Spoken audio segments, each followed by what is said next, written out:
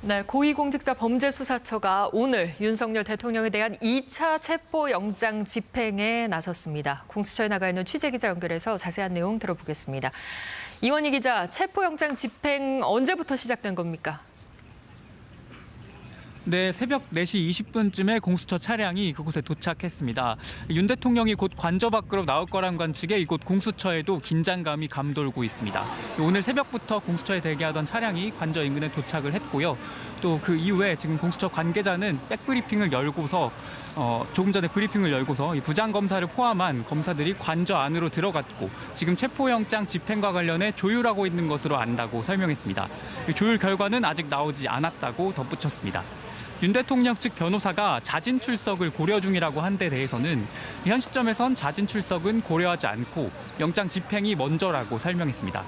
오늘 집행 과정에선 1차 때와는 다르게 집행을 적극적으로 막는 인원이나 경호처 직원들은 없었다면서 물리적 충돌은 사실상 없었던 것으로 전해졌습니다. 또 대통령을 호송차에 태우고 올지 경호차에 탈지 이런 부분도 현장에서 협의가 필요한 사항이라고 언급했습니다. 윤 대통령에 대한 공수처 수사가 이뤄지게 되면 대면 수사가 이뤄지게 되면 영상이 녹화되는 조사실에서 조사가 이뤄질 예정입니다. 윤 대통령의 발부된 수색영장이 공개됐죠. 어떤 내용이 담겼습니까? 네, 우선 주목할 것은 영장의 유효기간인데요. 이번 2차 영장의 기한이 오는 21일까지로 명시돼 있습니다. 1차 영장이 만료되고 나서 2주 연장이 된 겁니다. 윤 대통령은 내란 우두머리 혐의 피의자로 명시돼 있고요. 또 대통령의 정확한 소재지를 파악하기 위해서 관저와 사저, 이 안전가옥 등을 수색할 필요가 있다는 게 주요 내용입니다. 대통령이 보안 휴대전화를 쓰고 개인 휴대전화는 전원을 꺼둔 상태여서 실시간 위치 추적도 어려울 걸로 보인다는 설명이 담겼습니다. 지난번 1차 영장 집행 때는 형사소송법 110조, 111조가 적용되지 않는다는 문구가 들어있었는데요. 군사 공무상 비밀을 요하는 장소나 물건은 책임자나 공무소의 승낙 없이 압수수색을 할 수 없다는 조항입니다.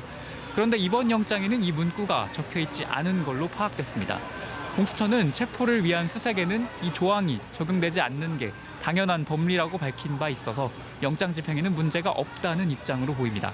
반면 윤 대통령 측은 군사시설로 보호받는 관저에 불법 침입하면 법적 책임을 묻겠다고 입장을 내기도 했습니다. 또 경호처에 배속된 55경비단이 관저 출입 허가 공문을 보냈다는 공수처 공지도 허위 사실이라고 반박했습니다.